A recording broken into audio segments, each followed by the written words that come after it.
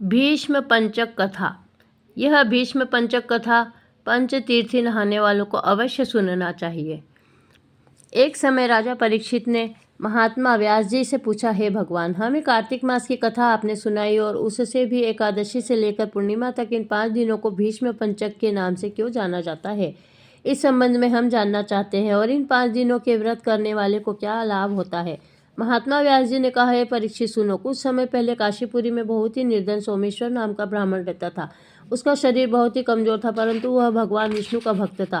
कार्तिक मास में वह रोज गंगा स्नान करता और भगवान विष्णु का पूजन करता। पर एक दिन वह शरीर से पीड़ित होते हुए भी गंगा स्नान करने गया, पर उससे घाटों की सीढ़ियां उतरी नहीं जाती थी। किसी तरह वह उतरकर गंगा जी तक पहुंच गया और गंगा स्नान कर वहीं पर बैठकर संध्योपासना करने लगा। वहीं पर वृद्ध ब्राह्मण के रूप में भगवान अपने भक्त पर कृपा करने के लिए बैठे हुए थे। भगवान ने ब्राह्मण को बड़े कष्ट में देखा और पूछा, हे ब्राह्मण, तुम्हारी स्थिति तो स्नान करने की ही नहीं थी, फिर भी तुम ऐसी अवस्था में भी स्नान के लिए आए हो, कहो क्या चाहते हो? ऐसे वचन सुनकर ब्राह्मण ने कहा, हे भगवान, मैं बहुत गरीब ब्राह्मण हूँ, इसी से लोगों में उपमानित हूँ और तकलीफ पाता हूँ, इसी कारण मैं हमेशा परेशान रहता हूँ।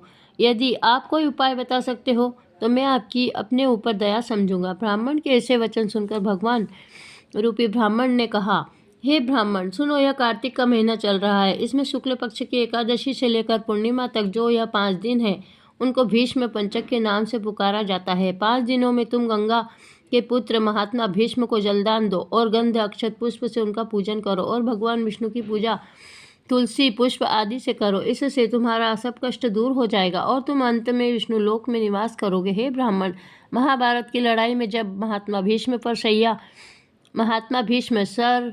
सैया पर सोए हुए थे, महाभारत की लड़ाई में जब महात्मा भीष्म सैया पर सोए हुए थे,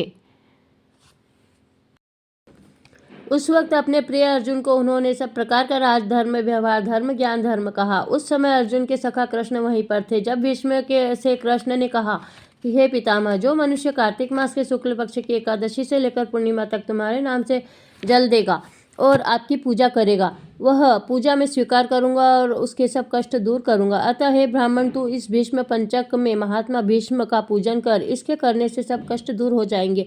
उसके बाद ब्राह्मण ने भीष्म पंचक का व्रत किया और सब सुखों को प्राप्त करता हुआ अंत में विष्णु लोक में गया।